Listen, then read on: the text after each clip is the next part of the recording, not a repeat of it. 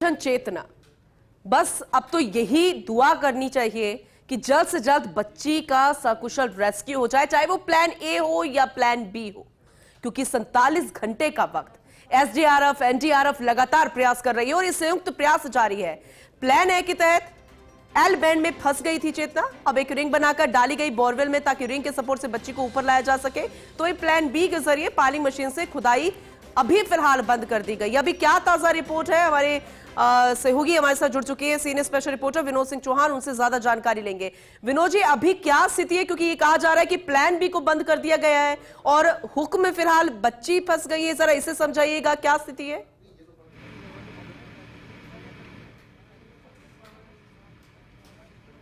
Plan A में जो देशी जुगाड़ है उसके तहत बच्ची को बाहर निकालने की कवायद चल रही है। संभवतः बच्ची जो एल बैंड बनाकर नीचे भेजा गया था उस एल बैंड में फंस गई है और एक अब रिंग डाली गई है, वो रिंग नीचे जाएगी।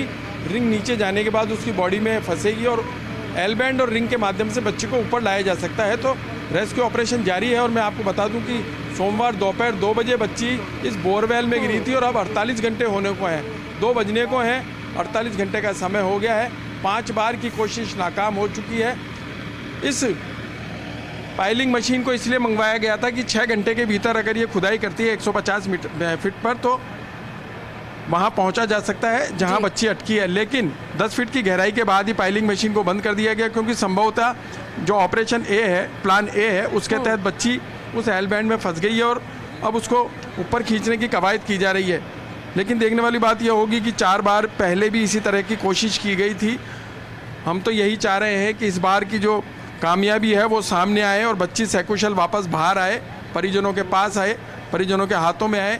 तमाम चीज़ों को लेकर प्रयास जारी हैं। एनडीआरएफ और एसडीआरएफ की टीम लगातार यहाँ काम कर रही है और पल पल की स्थिति को देखते हुए वो रिंग भी डाल रही है और एल बैंड को जो अंदर डाला गया उसको घुमाकर देख रही है कि बच्ची को किस तरीके से ऊपर लाया जा सकता है। एक बड़ी तस्वीर मैं आपको दिखाना चाहूँगा, कैमरामैन जितेश दिखाएंगे कि सुबह से जैसे ही पौ फटी कई गाँव के लोग, बिल्कुल देखिए पूनम जी, ये तस्वीर भी देखने वाली है, कई गाँव के लोग यहाँ मौके पे डटे हुए हैं। अब तो महिलाओं की संख्या भी बढ़ रही है, पूरा घेरा इन्होंने बना रखा है।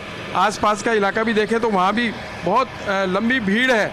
तो लोगों की उत्सुकता बढ़ती जा रही है कि जो घर की लाडली है, ढाणी की लाडली है, वो कब तक बाहर आएगी, क्योंकि 48 घंटे का समय होने को आया है। सिर्फ वही लोग नहीं, पूरे राजस्थान की जनता अभी फर्स्ट इंडिया न्यूज देख रही है और हर किसी की जुबान पर बस यही है कि बच्चे को बचा लिया जाए, सकुशल बाहर आ जाए। और हम बार बार यही कह रहे हैं विनोद जी, जब भी आपसे मैं चर्चा कर रही हूं कि दुआओं में बहुत असर होता है, दुआएं लगातार करनी चाहिए, न जाने कब वो कबूल हो जाए। लेकिन एक अहम सवाल, जो प्लान बी है, क्यों ना पैरेलल उसे भी शुरू करते रहना चाहिए, उसे बंद क्यों किया गया? क्योंकि अगर खुदा ना खास्ता प्लान ए नहीं सही होता है, क्योंकि कोशिशें तो पहले भी की गई है, अगर मिट्टी आ जाए, कुछ भी हो जाए, तो पैरेलल तो उसे बंद नहीं करना चाहिए, तो उसे शुरू होना चाहिए था। इसे लेकर क्या कह रहे हैं टीम के लोग? बिल्कुल, देखिए जो जिम्मेदार अधिकारी है उनसे बातचीत करी गई तो उन्होंने कहा कि अब एक समीप एक गहरा गड्ढा भी खोदा जा रहा है। वो गहरे गड्ढे की जब मिट्टी निकाल ली जाएगी उसके बाद पाइलिंग मशीन शुरू की जाएगी, जो ज़मीन से मिट्टी निकलेगी वो उस गड्ढे में डाली जाएगी। लेकिन यह कार्य तो पहले भी हो सकता था। यह कार्य जब रात को मशीन 10:30 बजे आ गई थी, उसके बाद अब 2 बजने वाले हैं, उससे पहले तमाम चीज़ें हो सकती थी। लेकिन संभवतः प्लान ए में के तहत जो एल बैंड है उसमें बच्ची फंस गई है पूरे तरीके से, और अब जो रिंग डाली गई है उस रिंग के मार्फत बच्ची को ऊपर लाने की कवायद शुरू की जाएगी।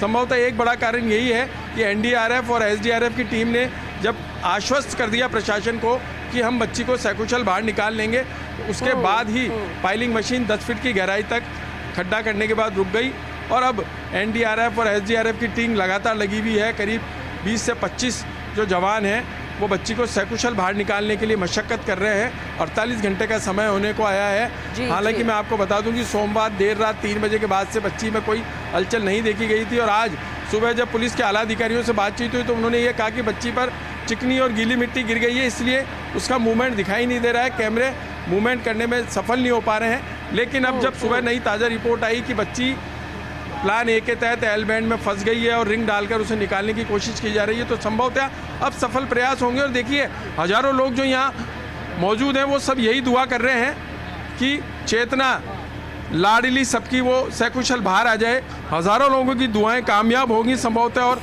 जब ऑपरेशन पूरा होगा तो बच्ची सकुशल परिवार के सामने होगी। बहरहाल बच्ची को निकालने के बाद एक बार अस्पताल में भर्ती कराया जाएगा, लेकिन जो ये कोशिशें जारी हैं वो कब पूरी हो पाती है तो देखने वाली बात है। लेकिन एल बैंड में बच्ची फंस गई है, ताजा अपडेट यही है। बहुत ही बड़ी खबर आपने यहां पर पहुंचाई है विनोद जी कि एल बैंड में प्लान ए, वही देसी जुगाड़ जिसमें बच्ची फंस चुकी है, यह आश्वासन दे दिया गया है कि अब प्लान ए के तहत ही बच्ची को बाहर निकाला जाएगा विनोद जी। लेकिन आपने यहां पर जिक्र किया है कि जितने लोग यहां पर खड़े हैं कि चेतना को बाहर निकालना है, इसको लेकर दुआ कर रहे हैं, तो हम भी यही चाहते हैं कि चेतना को अभी भी वो चेत अवस्था में ही हो।